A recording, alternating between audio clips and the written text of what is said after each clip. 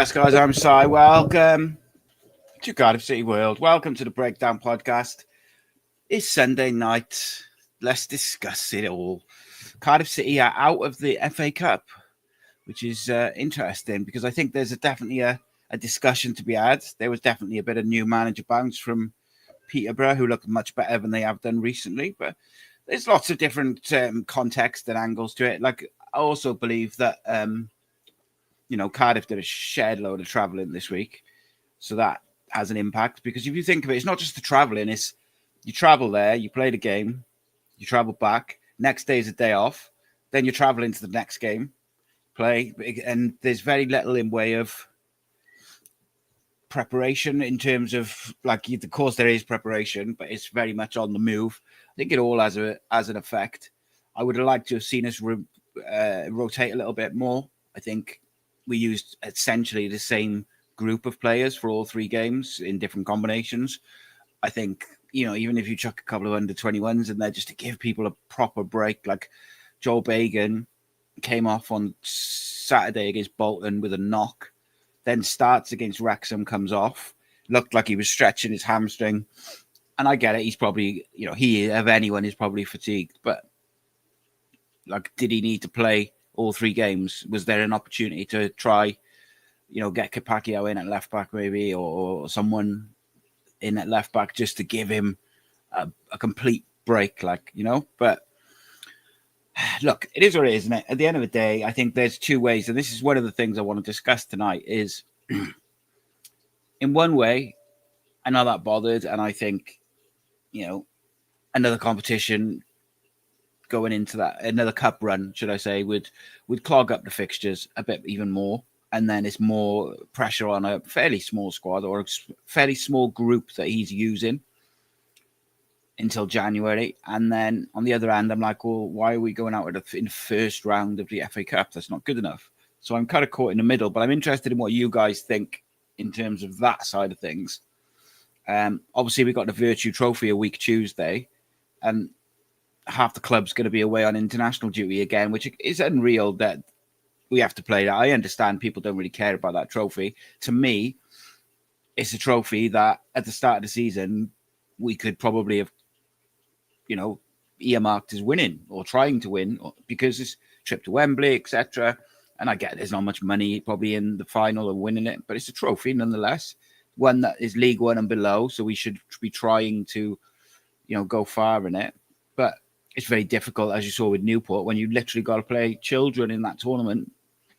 Other clubs maybe aren't having the same issue playing during the international breaks with half their players missing, but that is what it is. But we're not here to talk about that necessarily today. We are, of course, going to talk a bit of Wrexham. I don't think I've done a live show since then. And we're going to talk, obviously, yesterday, among other things. So, on the Cardiff City World shirts now, they're almost all delivered. I've got one to deliver to Lancaster, one to deliver to Evesham, and then there's two other guys in Jeff and Steve Johnson who I'm going to give to them when I see it. And then that's everyone, I believe. So it was good to meet a few of you over the weekend as I was delivering them about. I went to Jackland for a bit yesterday and delivered a few up there, which was nice. One of which was right by the Liberty, which was quite funny. But yeah, look, they're good. And unfortunately, because of the issues that we had with the sewing, it took a bit long. Well, not a bit longer. They took a lot longer than what we would have liked to do it. But we've got a plan. We've got a plan on how to go forward with that side of something. And we've got some exciting stuff. But this week, now, I can't talk about any of it. So I should make that clear. But I have got a very, very, very, very exciting week this week for a variety of different things I'm doing, meetings, etc. And I'm sure you'll all find out at some point, but you will. But it's a big week. Let's just say that. But look, I think. Gav, Tan is supposed to be coming over anytime soon. There's a few coming. There's been rumours, should I say, of him coming over certain games. He is supposed to be coming in soon enough. I think. I'm not sure if it's this month. It'd be rather than over Christmas, but sure we'll say. And I think as well, just going back on to like the traveling and stuff, I don't think it should be put up as an excuse. I think it does add a bit of context because we didn't really rotate the groups that played. However, the fans travelled as well, and we've travelled in numbers. And I think City fans have been amazing this year. Everywhere, every game, everywhere we've gone, they've gone in numbers, and they did a go. They travelled to all 3 games, and they were loud and proud. And maybe yesterday the players, I don't know what it was. It was very tepid performance, but I still thought that we created enough that we should have done better with those opportunities. And I think that's one of the things I mentioned in 5 things earlier. Is being clinical isn't just about finishing chances, right? So, like, for example, Callum Robinson has a really good chance in the first half. It's on his wrong foot. It's quite far out. Kind of doesn't get the best connection on it, created by our pressing.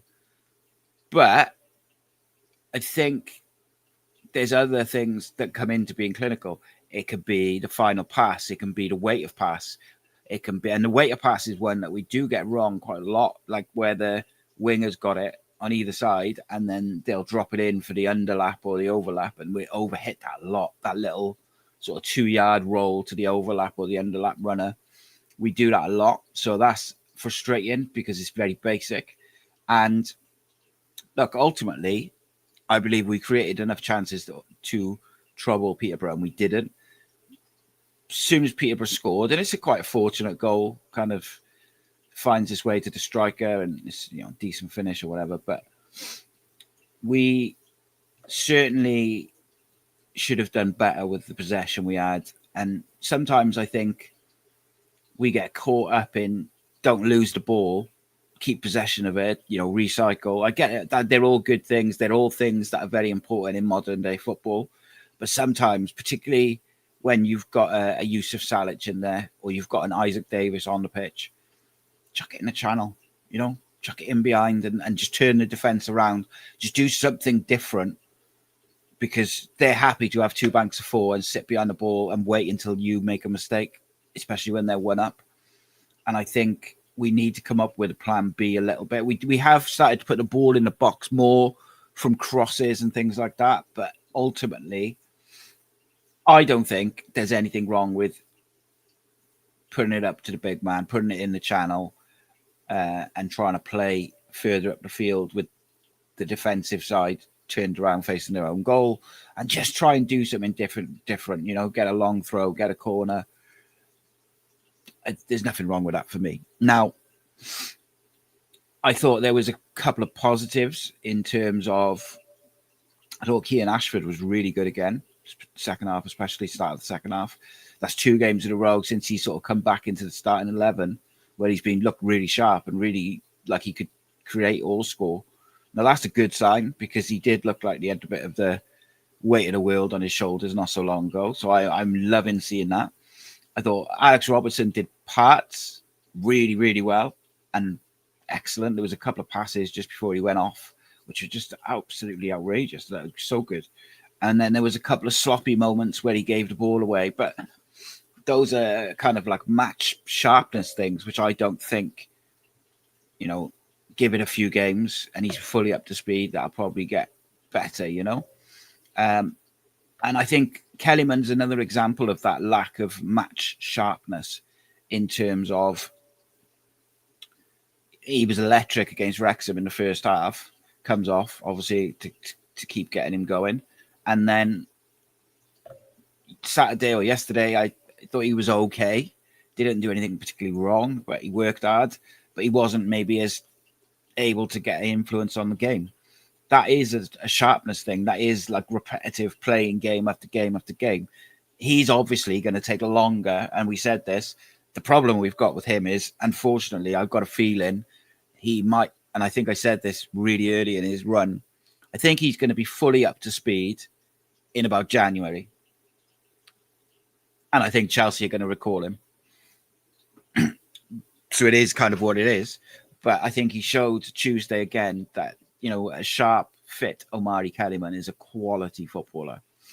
And, for me, I think it's one of those that if we can just get the best out of him, even if we end up just having him over Christmas, like that Christmas period, there are so many games close together that it's vital that you have a good run. You look at last year, Cardiff City's run from about mid-December through into to the Oxford game on Boxing Day, and it was flipping horrific. We were terrible, and that had a massive influence on whether we stayed up or stayed down. That period dragged us right well into the relegation battle.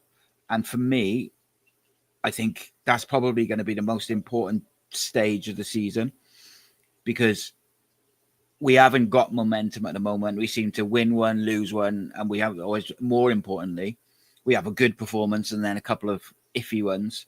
We need to get the performances going. You know, if you play well but you draw, that's going to happen. But we need to be consistently playing well over that period, because you're going to have a lot of games close together. Now, the other interesting side of that is, do we have a big enough squad of players that the manager trusts to go through that period and keep winning games? Because for me, you've got some massive games in December. We play Stevenage. We got the Carabao Cup with Chelsea, Lincoln, Stevenage twice, actually, because we play Stevenage on the 9th of December, and then we play them again on the 29th. Like, it's massive, massive, massive period for Cardiff. And I just think, like, for me, I wonder whether we've got the squad. He's got to have to probably trust a couple of the 21s, because I know people don't like the tiredness excuse, but you can see that there's some mental, physical fatigue in some of the players who've played like constantly. Joel Bagan is one. He's come good actually in the last few games, but he had the little period where he was really like, it's not sloppy on the ball, but he was giving the ball away and just getting caught a little bit more than he hadn't earlier, only for a couple of games. But that's mental fatigue, and it's because he's constantly playing loads of minutes. Now, they've tried to take him off recently, but I think that's more because he's got a knock rather than they're resting him. It's a problem that he's the only left back at the club. We knew that in the summer. It's just one of those, like, I just don't know. Like, I look at this squad and look, Callum Chambers has been excellent. Dylan Lawlor, Will Fish. I really trust all three of those centre backs. I think Osho will come good. But it's you got a decent selection. You've also got the option to play a Bagan at left centre back in an emergency, as well as NG. And then you've got NG and Kipaki. I'm really happy with those as right full back options. The midfield at the moment is a problem, I think. And I replied to someone's comment earlier on the earlier video, and I said I think the decision to not go through with the Darko Diaby signing, I think it looks puzzling the more the season goes on. But it is what it is. He didn't come, but I look at it and I think it's puzzling. Now, I look at the midfield and I don't think the problem is personnel now. I think we have good enough players in the midfield area. I think one of the biggest problems we have, and this is only my opinion, and far be it from me to question Brian Barry Murphy, but I think we're getting the balance of the midfield wrong, in my opinion. I look at it and I just think we've got the personnel, but maybe we're not getting the right combinations right. The right combinations of people for the right games. David Turnbull, against a low block, for me, isn't the right choice. Peterborough were always going to be very compact when they lost the ball yesterday, because we've already beaten them this year. They know that we've got some quality, so they knew they were not going to be really open, and they were not going to just leave it to us. Luke Williams is familiar with Cardiff as well. They also had the new manager bounce, which meant, they were all absolutely running their guts out for the manager, because basically, there'll be some who hasn't played very much and they're getting an opportunity, and it's a new manager, fresh start, some playing for their career, some back in the fold, whatever it may be. They're all trying to impress the new manager. We struggle against teams that remain compact and are happy to sit behind the ball. Where we struggle with that, in my opinion, is when we win the ball back, we don't take advantage of players being out of position or pass the ball. we're too slow, we recycle it, we keep hold of the ball. We need to be a bit more decisive in the way that we move the ball when people are out of position, and equally when people are in position in that two banks of four, we need to move the ball quicker to pull them out of position. And I think David Turnbull probably isn't the right fit for that type of game because he wants an extra touch. He's happy to just recycle the ball, and he's a bit sort of slower in his movement of the ball. You need someone in there who's going to move it quick and keep them moving side to side, take them out of position, runners. Joel Colwill is usually pretty decent at that because he makes runs off the ball. He can carry it and he can drag people out of position. It's not a favourable place for us, London Road, is it? They have always been a bit of a bogey side for us. But we should be beating Peterborough ultimately, right? You can talk about the context, you can talk about the different reasons, you can talk about the tactics, but the ultimate fact is we played a relatively strong side, pretty strong side, and we played a team that's right down the bottom of the league. Well, it's actually bottom of League One, and we are sitting in third. 2 points off top. We should be beating Peterborough. No matter what the competition is, we should be beating them, particularly with the team that we put out there. Now, it's interesting, right? Because technically we had pretty much a first choice side out, give or take one or two. And what I find fascinating is the performance was pretty tepid. We didn't really get going, etc. If we had played a couple of youngsters, a couple of the 21s who were in form, we would technically make the side weaker. But what they do is they give you that youthful exuberance. They're keen to impress.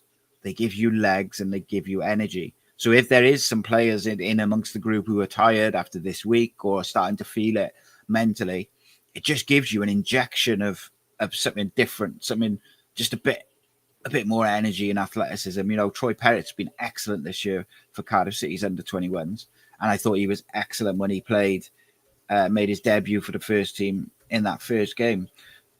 He's someone who maybe could have come in. It's one of those, isn't it? It's like, how much do you trust them? You look at the likes of Jack Kingdon, and I forget the name of the other fullback who played against Newport, but they were both excellent. Who played in that? It was one of the 18s, I believe. Someone will tell me. But Jack Kingdon came on in the second half and was excellent. Or it was TJ Parfitt. Both of them were excellent against Newport in the fullback positions. Parfitt played left back. Could he have come in and given Joel Bagan a rest? Could Troy Perrett have come into the middle of midfield? There's others, of course. You have the likes of Matthew Apter and Trey George and Cody Hughes and all these players who are having good seasons. My point isn't necessarily on a who. It's would their youthful legs have helped just freshen things up? We struggle with teams who sit in, and as soon as Peterborough scored, they're pretty happy to sit in. But one of the reasons we do struggle with that is because of the tempo that we seem to play. We seem to be happy to retain possession. Well, I'm sorry, you don't win football matches by having the higher percentage possession. You win football matches by scoring goals and keeping the goals out, obviously. And our results haven't been great. As Gavin just says there, the bottom five teams, Port Vale, Burton, Peterborough, have not won any games, and Blackpool up next sit in the bottom five. We haven't done that great against the bottom of the table teams. Now, is that because they're, the teams who are higher up come and try and play and fancy their chance? I think it's definitely something to it. Like teams which open up, look at what we did to Burnley. Teams which come and want to think they're going to beat us, we do well against. That Blackpool game will be tough. But Blackpool, they won Saturday against Scunthorpe. That will give them a little bit of confidence. They lost to Peterborough before that. Oh, sorry, they beat Peterborough. My mistake.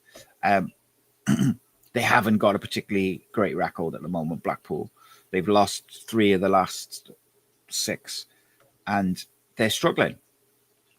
So they're going to sit in, and they're going to make it very, very difficult for us to play out.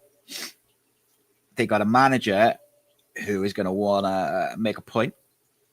He was heavily considered for the Cardiff City job. Oh no, he's not there anymore, is he? Ever? He left, did he? Did Everett leave?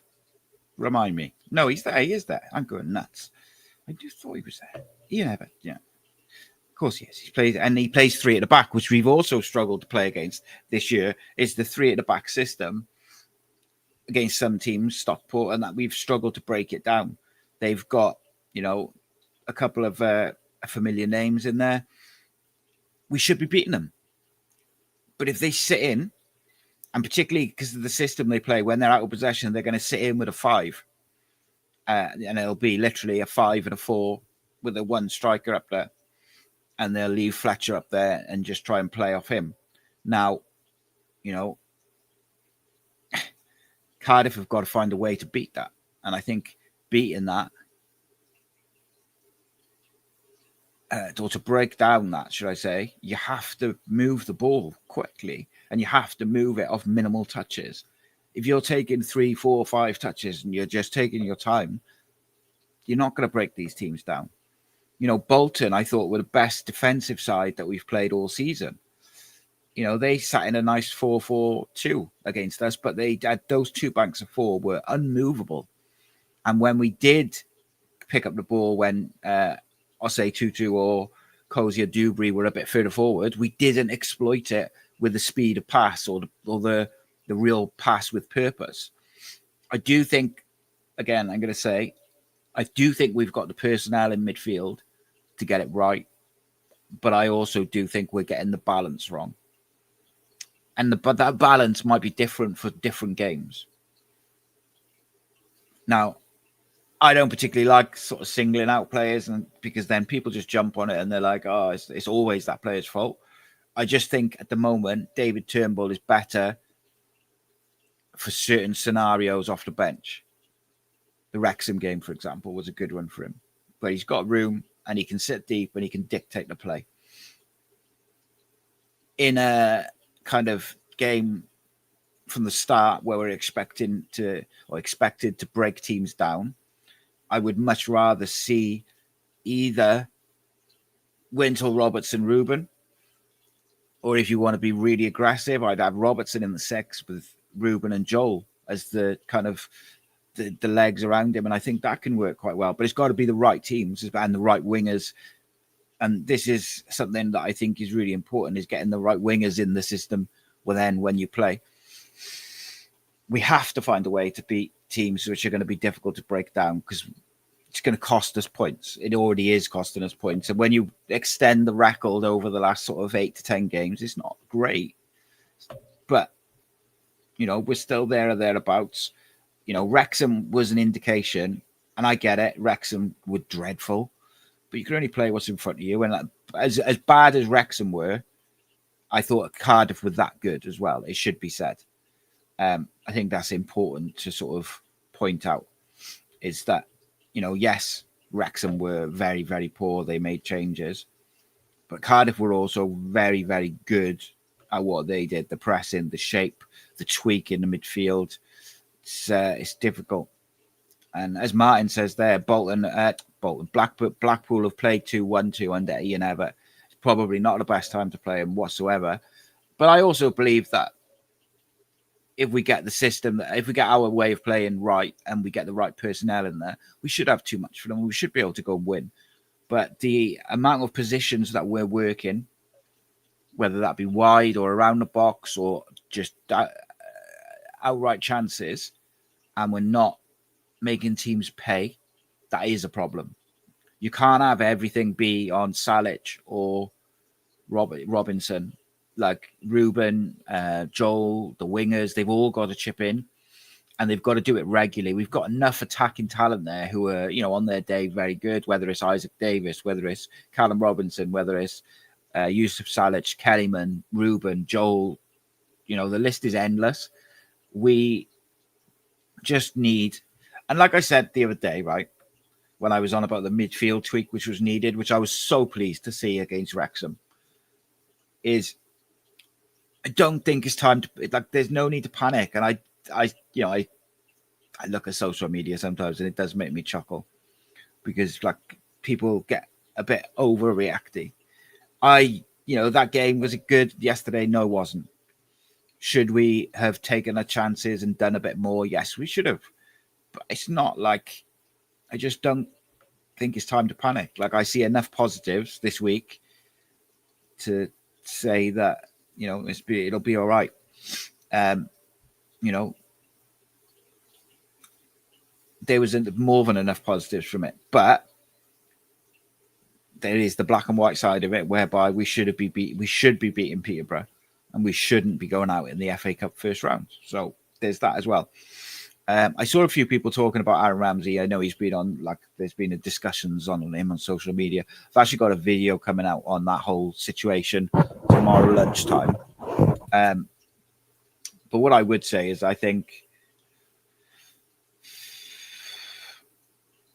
I've seen a couple of people saying, it's a waste of money, blah, blah. Like, if I was going to offer him a deal, I would, first and foremost, I would offer him the opportunity to train at the club. I would do that anyway. I think that's just as a sign of respect and whatnot. And then I would let the manager decide after that. If he thinks it's a worthwhile signing, then great. I would also make it a pay-as-you-play deal, which I'm sure Aaron wouldn't want, but like, you've got to be realistic. We're in League One. We haven't got bags and bags of cash. And ultimately, I think he could be, if he's, when he's fit, of course, he's beneficial. You can give Rubin a bit of a rest. It's a good option off the bench. However, you can't ignore the fitness record over the last sort of 18 months or so and then pretend it's been anything but not great. So I don't think that would be an intelligent sort of move. I also don't necessarily think, if we were going to sign a midfielder, I'm not sure that he's the profile of midfielder that I'd be looking at. I'd be looking at a really athletic. I've said this all season, in fairness, nothing changes. I would be looking for a really aggressive, athletic number 6. Someone who's physical and good on the ball and big and strong, who's a completely different profile of player to every other midfielder we've got. Because I do think we've got a good mix of midfielders. We've got the experienced head in Wintle, who tidies up, does the dirty work, but is decent on the ball. We've got a young box-to-box in Joel Colwill, who's got the versatility and is still learning. And then we've got Turnbull, who's the kind of the tempo setter, the one who can keep hold of the ball if you need to. And then you've got Alex Robertson, who's like the technician who can do a bit of everything and reads the game really well. And then you've obviously got Rubin, who's the sort of creative spark, the ball carrier, number 10. So I do think we've got a good mix in the midfield. But do you think there's just that one sort of profile of player? Ryan Wintle's been outstanding this year, and I don't think it's a sort of coincidence that some of these games we've struggled in recently, he has not started. Like, that kind of is what it is, But I also think there's certain attributes that he lacks for this midfield to really, really, really go. Like, if we really, really want to, like, be the ultimate version of what Brian Barry Murphy's trying to do, I think a really athletic, physical, quick number 6 would be a game changer. And I don't want to kind of go, I'll mention him again simply because Alex has just said there, imagine a Gyabi, Robertson and Colwill midfield. Exactly that, mate. You put Darko Gyabi in there and that completely transforms that midfield and takes it up a notch. Now, it didn't happen, so it is what it is, isn't it, ultimately? But of course he would have been a game changer. That's why I was kind of fascinated when a couple of people in the chat before were saying, play Osho in the 6. That's where he really excel.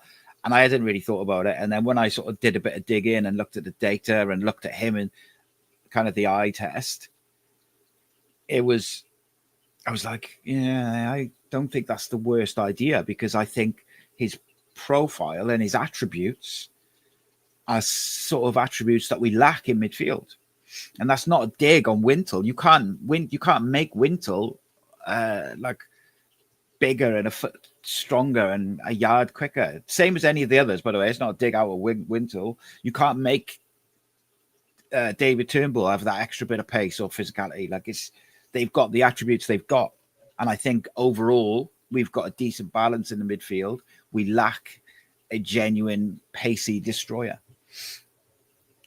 Martin says, no midweek game this week. We'll be back at full pelt Saturday. I hope so. But I look at that Blackpool game and I do think it's a big banana skin, which is, going to have to be at it. And I just, like I said, I think we're getting the balance slightly wrong in midfield, which is, it's interesting. But then I also believe that Brian Barry Murphy this season, as the season's gone by, I think he's been very good at seeing a problem and just tweaking it to address it. He's done it a few times. Yeah. Every time JT says drinking game, every time I mention Gyabi and every time Reese mentions Cody Dramer or Doyle, you're being a mess, mate. I try not to mention him because it's just, he didn't sign, but it's just frustrating, Matthew Ashley says, a bit like an enforcer then, Si, gives us something different, might give us more time on the ball.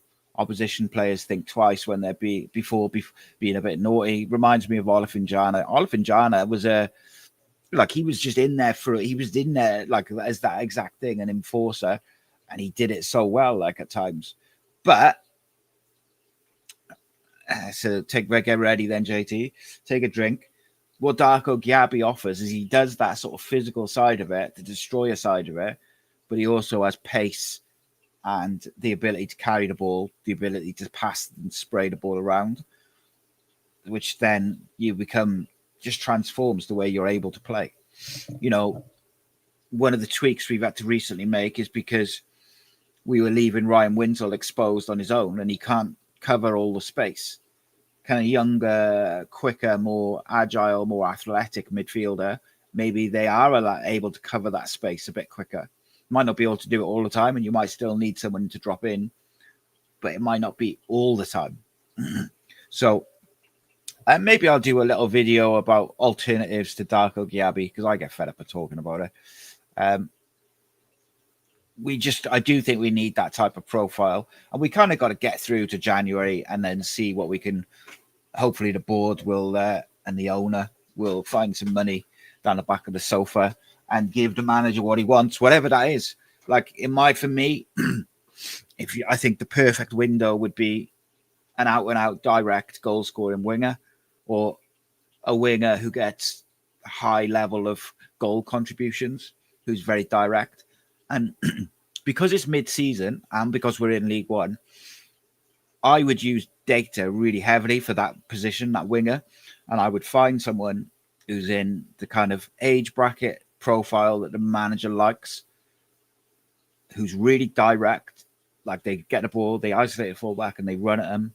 And then I would look at the stats and the data to see successful dribbles, goal contributions, assists, goals, and I would then see what you're left with in terms of options. For that position, I would use data a lot because it's hard in January to get it right. You need to get someone who's going to hit the ground running. You don't want to get someone who hasn't played all season and then, they've got to take some 3 months to get up to speed from January and the season's over. You need them to be ready come the day after they've signed, effectively.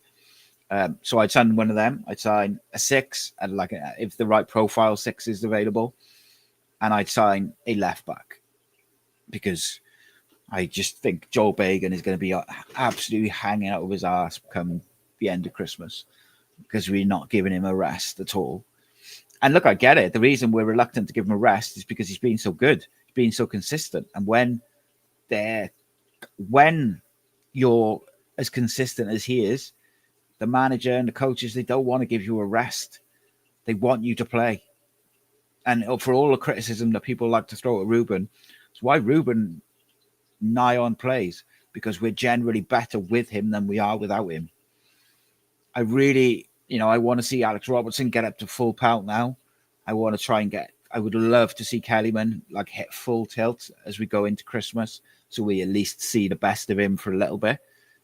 He's shown glimpses, and I thought Wrexham was by far his best performance. He just looked unplayable.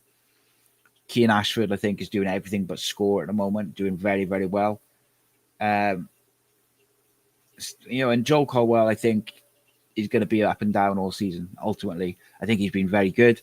I think he'll have a couple of games where he's quiet, and then he'll be very good again. It's just the nature of the beast. And I think if you look at his run on loan last year, it was probably like 2 good games, 1 all right game where he didn't affect the game too much, 2 good games, and it was because that inconsistency of a younger player. One player which has really impressed me and been consistent, who I thought would be inconsistent, is Ronan Capaccio. I think he's consistently been one of our best players. Obviously, there's been periods and moments where he's made mistakes or things have gone against him, and the odd game. But overall, he's been way more consistently in the sort of top tier of our players week in, week out than I thought he would be. I thought he might struggle a bit physically. I thought he might struggle a little bit, playing week in, week out. And I think he's been excellent. Really do. There's a few players in the free. So Graham saying, I'd still try Kellyman in the 10. He needs a rest. Rubin, he says, needs a rest. So do you know what I think on that is? I do agree with you. I think we need an alternative so that we can rest Rubin. I don't think, and look, I'm basing this on a real small sample size. I think at the level that we're playing, Kellyman will be better from the wide area than he will in the middle. Whereas I think there's other options you could do to give Rubin a rest. Keane Ashford is not a winger. People forget that. He's a 10. I wouldn't be against giving him a try. I wouldn't be against giving Kellyman a try in there. And look, if they don't want to drop Rubin, just drop him back into the 8. Let him dictate from a bit deeper. He's done that quite well when we've been chasing the game. I just like to see us vary up a little bit to break teams down. So if you go into a game, right? Let's use the Blackpool game. Let's use the Blackpool game as an example of a team which are probably going to sit in. They might not because they're the home team and they've got a new manager and they've won 2-2. But let's just, as a hypothetical example, you got Blackpool. They're going to sit in. They're going to put a 5 and 4 behind the ball, make themselves very compact, and they're going to try and make it very difficult for you to get in between the lines and to create. So if you know, or you're pretty sure of that ahead of the game, how can you switch it up to be a bit more aggressive or to just do something a bit different? Well, I would say playing Rubin and much deeper as a 6 or an 8. I think an 8 is probably more suited to him because I don't think his defensive work is always the best, even though he's very good at pinching the ball and he's pretty good in his duels. I'm not sure if the defensive reading of the game would be a strong suit. Who knows? But you could play him as an 8 and then maybe chuck a Kellyman in there or an Ashford, just someone who's going to do something completely different to what Rubin does in that position because they're different players. And the reason I say that is every single team that we play this year will have watched a lot of footage on Rubin Colwill because they will highlight him as the danger man. They will know how he's going to try and get pockets of space and carry the ball and then put it wide and blah, blah, blah, get a shot off. And I think that's why quite often when he gets the ball around the edge of the box, teams are quick to close the shot down. So how can you do something different? Well, playing him a bit deeper. If they don't want to, and I'm saying if they don't want to rest him, which is fine. I get not wanting to rest him or Bagan because they're some of your more consistent players. Or certainly when they do well, the team does well. Drop him a bit deeper, chuck Kellyman in the 10, Robertson in the 6, and that's a very, very aggressive midfield. You obviously need your defenders to be resolute and do their jobs. But I just think it's an option. What else could you do differently? Well, you could play Isaac Davis through the middle alongside Salic. If you know whether a team's going to play 5 at the back and sit in, let's go 4-4-2 and play Isaac and Salic up front, or Callum Robinson and Salic up front, and just do something a bit different. Jamie says, BBM says intensity and levels, so players need to start being consistent with it. Unfortunately, yesterday it was very flat and lethargic. We can't afford for this to become a bad pattern. Yeah, and I agree with that. I think this league is brutal. Like, I know it wasn't a league game, but I just mean in terms of the season as a whole, it is brutal. It is a brutal war that you go into a week in, week out, and you just got to churn out results. And I just think if we are going to face teams who are going to sit in and be compact, because if you were a team who's come up against Cardiff, well, what do Cardiff struggle with? They struggle with 2 banks of 4. They struggle with, if you just sit in and you're very disciplined with it, they struggle to kind of break you down. So that's probably going to be the blueprint for a lot of teams. So what can you do differently? So you can go 3 at the back, you go wing backs, you can go 2 up top, you go 4-4-2, you can bring Rubin deeper and have a Kellyman or someone in the middle. Like, I would just like to see us do something different sometimes, to just try to vary up a little bit. I think we sometimes are a bit predictable. And when we haven't got that intensity, it then becomes lethargic and tepid like we saw yesterday. Because one thing that is drilled into Cardiff players is keep hold of the ball, recycle it, keep possession. Not a bad thing. Modern day football, you have to do that, and the best teams do that. But sometimes I'd like to see us, like I said earlier, take a risk, put it in a channel for a winger, turn the opposition defense around and just do something different, Jamie also says the league's physically and mentally demanding. We need to learn, and I'm sure we will. Yeah, I think they are. I think they're learning as they go along, isn't it? Like, I do think that's fair. I think it's fair on both sides. Like, people saying they need to learn, they need to be more consistent, they need to, have a bit more tempo about them. But I also think they are learning as they go. I think that's obvious. And then lastly, Jamie says, it's not a dig either. It's an expectancy from the manager. If people aren't up for it or give at least 110% with speed, etc., then January changes will need to happen. 100%, mate. Ultimately, Brian Barry Murphy, if he can't get what he wants out of the group, he'll bring other players in to get what he wants. Any manager would, as they're providing that we have the ability and the money to do so. And I don't think we're miles off. Like, even yesterday, we still created, even with a complete lack of intensity and a very tepid performance, we still created chances. We still got into good positions in and around the box. We weren't clinical enough in the final decision or the final ball or the final finish, but we still did it. So it's like, you need your goal scorers to score, and that's not just Salic and Robinson. That has to be Isaac, that has to be Kian, that has to be Rubin, that has to be Omari Kellyman, that has to be Joel Colwill, Turnbull, Robertson, whoever. Perry NG and Bagan pop up with a couple, Capacchio pop up with a couple. You need everybody to contribute. I find it fascinating. Like, these young lads have done really, really well this year. And as I said about 10 minutes ago, I don't think it's time to panic. I don't think it's, oh my God, what is he doing? What are we doing? I saw tweaks to the midfield against Wrexham on Tuesday that I was really happy to see with, who was it? I forget who it was now. With the number 8 just sitting a bit deeper so that we weren't so open in that second half as the second half was kicking off and Wrexham were going to push. They get their goal. We tweaked the midfield. That was great to see, because that's been an obvious problem. Now, what I'm saying is I would like to see a little tweak to how we go about our business when we know teams are going to sit in, or even if we don't know and they do sit in and they are compact and they don't want to let us get in those little spaces and break them down. How is the manager going to switch it up to ask them questions that they weren't expecting? And again, it's not a dig. It's just an observation, I suppose. But I've been impressed with how he's tweaked things as the season's gone on. So I do expect there will be tweaks. It might be he plays Callum Robinson and Salic together for some games. It might be that we go different personnel. I do think the balance in the midfield is not quite right at the moment in terms of personnel, but I think he'll get it. As I said earlier, massive credit to the 600 odd fans who went to Peterborough last week. That's unreal. Such over 1,000 miles by Cardiff fans this year. When you could like go in there and back is just massive. Fair play to you all. Fair play to you all.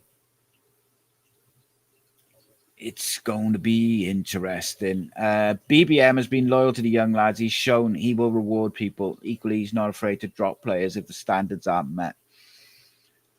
Well, we'll see, mate, because we'll see about that. But I agree with you, generally speaking, mind. I do agree with you. Matthew says, I think this team was always going to come through a patch like this. It's so young, but it genuinely wouldn't surprise me if we came out of this patch and boom. Yeah, I actually thought that the Wrexham game was going to be the sort of kickstart of it. But I do think you have to take into consideration a couple of things. One, it was the FA Cup, and I do wonder how much we wanted to go on in the tour. I know, they would never admit it, and we'd always say, you want to win and make winning a habit. But I do wonder if it would have been an inconvenience rather than a want to have another cup run. But there we go.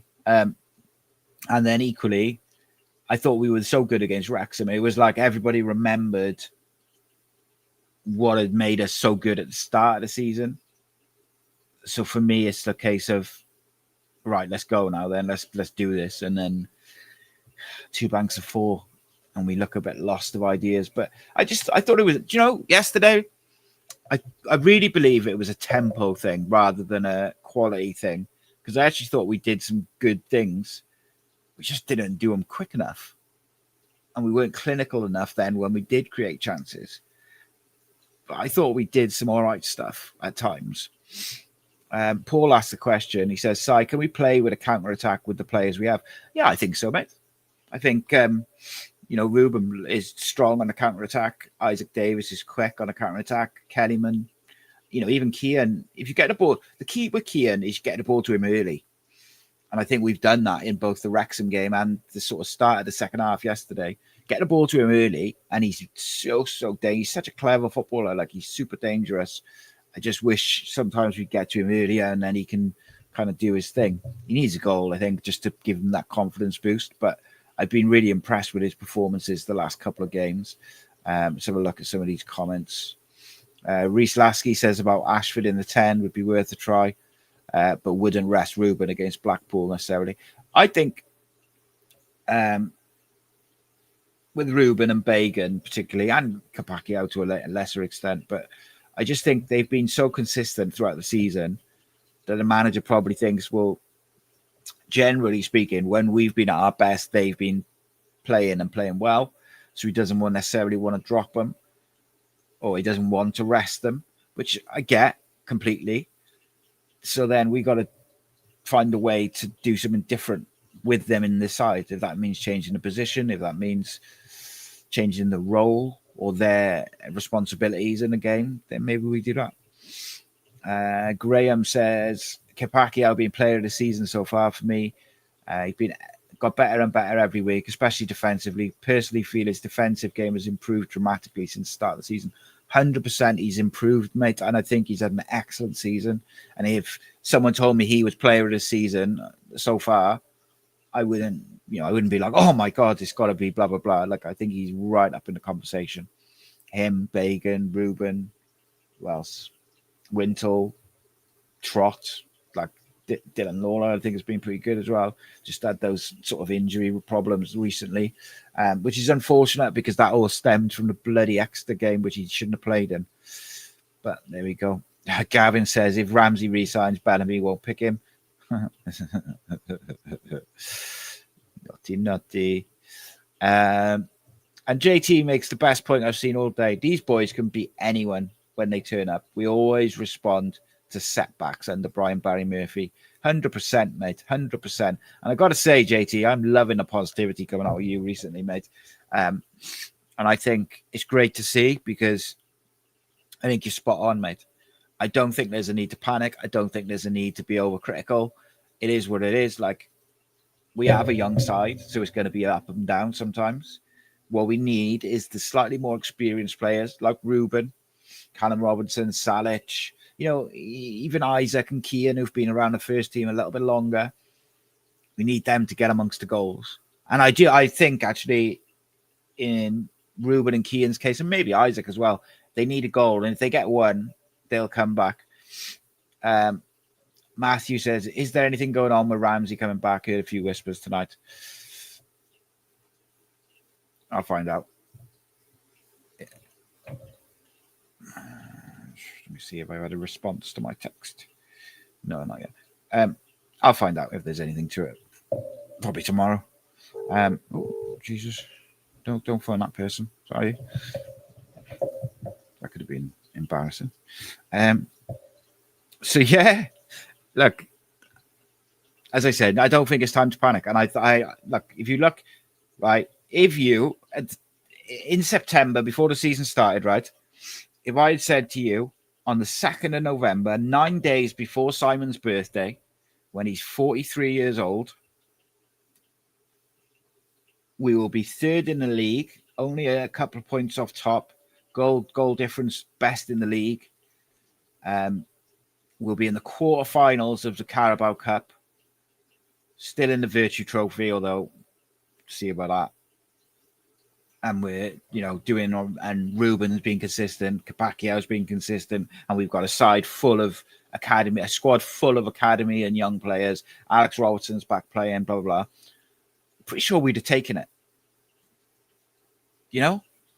But you tell me, would you have taken it if I had given you that option at the start of the season, 9 days before my birthday? Would you have taken it?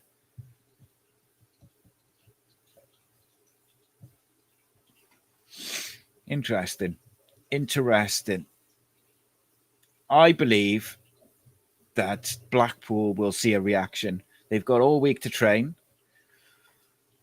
They've got all week to focus on this game and nothing else. And yeah, I think they'll come and they'll be fresh. They'll be raring to go. And I think we could possibly see the best version of this Brian Barry Murphy team on Saturday. Now, to finish us off in the last few minutes, I've flown by that. That has gone so quick, it's unreal. Let me ask you something. Okay. Now, having had like the discussion that we've had about trying to do something different, trying to maybe change things up, or what can we do against low blocks and 2 banks of 4, what would your team be now, and your system and your formation to play against Blackpool away on Saturday? Because I think this is fascinating, because I do think the balance in the midfield has been slightly off. So, for instance, I would go probably with something like Trots in goal, obviously. I mean, going Bagan. But actually, I'm giving Joel Bagan a rest. Give the man a rest. Give the man a day off. I wouldn't even have him on the bench. Just Capacchio left back, Perry NG right back, and I would go with who Blackpool got up front. Now, if Dylan Lawlor is fit, I'm of the opinion that he must play. However, I also think Callum Chambers has been excellent recently, and I think away from home he could be beneficial. So who do they play up front? They got Ashley Fletcher and Tom Bloxham. Right, I would go Lawlor and Fish, because that's our best centre back pairing as a unit. Midfield, I would probably go with Robertson in the 6 alongside Joel, with Rubin in the 10, Kellyman one side, Ashford the other side, and I would go with Salic because he occupies the defenders, especially if they're playing 3 at the back. Now, if I wanted to do something different and think a little bit outside the box, there's 2 options that I would really consider. I would consider dropping Rubin back to the 8 alongside Robertson and putting Kellyman or Ashford into the 10, and then having Isaac in the wide area. Or I would consider just going old school 4-4-2 with like maybe Rubin and Joel as the two, and playing either Isaac or Callum Robertson up front with Salic, with Kellyman and Ashford as your wingers, say. I would seriously consider playing Isaac through the middle, though, if we're going to play as two. And then, but what you'd have to do, or what one of them would have to do, is you've then, just to avoid getting overloaded in the midfield, either the left back, Joe Bagan, say if he was going to play, because he probably won't have a rest, inverts in there a bit, or Dylan or Will Fish got to push into midfield, or Isaac's got to drop in, or one of the wingers has got to do it. Like someone's got to be in the middle at times when we lose possession to just make us a bit more secure. But I think Blackpool, by and large, will sit in and try and hit us on the counter-attack anyway. I think they will sit in and then they will try and hit direct balls to Ashley Fletcher in and around in the channels, into his feet, and play off him with Bloxham. But yeah, I think there's a few options to do something different if you can. Let's have a look at what you guys are saying, though. So Graham says definitely only a few tweaks needed. David Barry Bluebirds says the captain drives the standard in every team, but Chambers rarely plays. So is it time to make Rubin captain? I don't think it's an outrageous decision, or an outrageous suggestion, should I say. I just don't think it's needed, like, in terms of the players voted for the captain and the vice captain. I still think the manager usually should do it. However, I like it because Chambers is not his appointment as captain.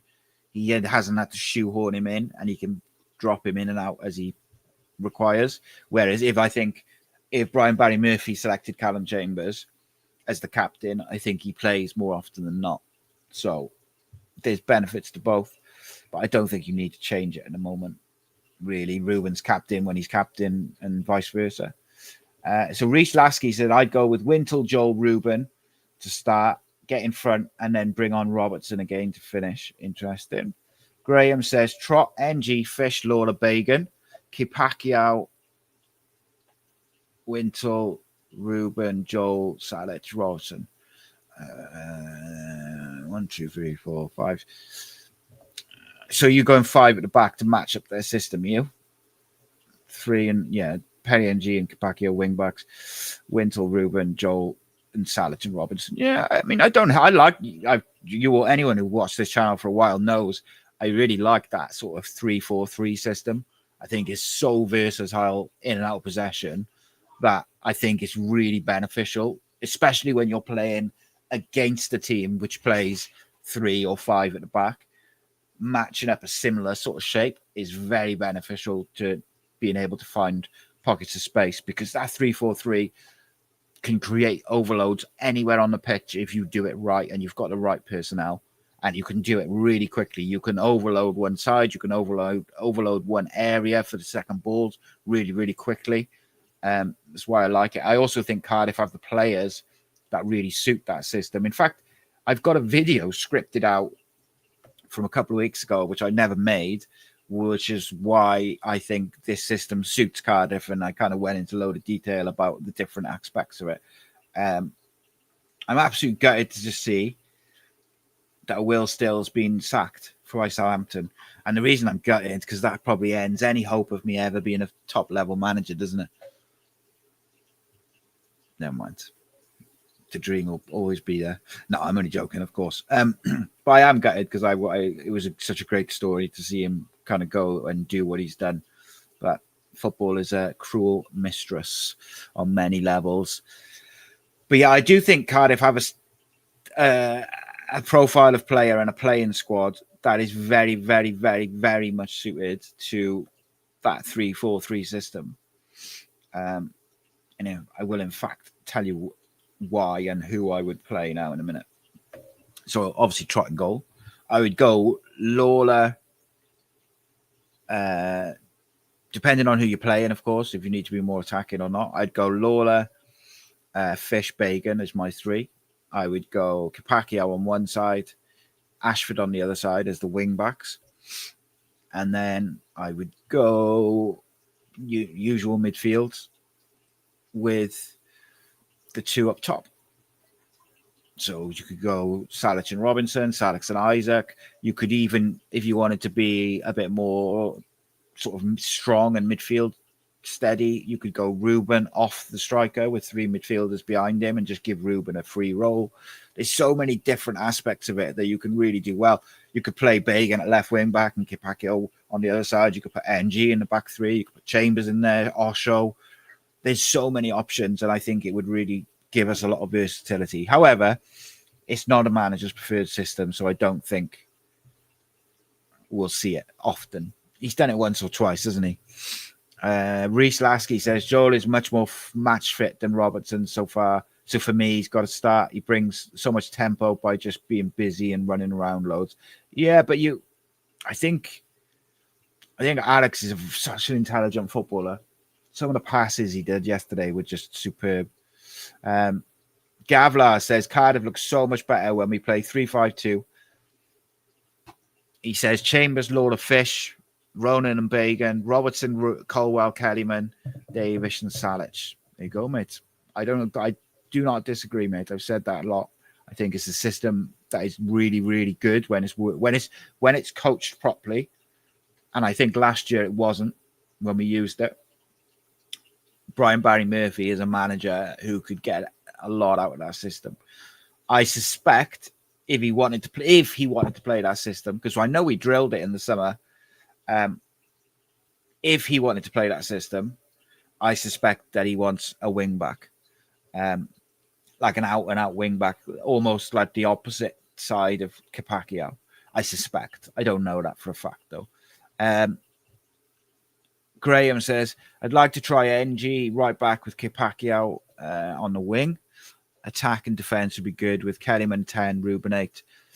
I don't think Kipakio is a winger, mate, if I'm honest. I think he could fill in that role, but I think he's so good at right back.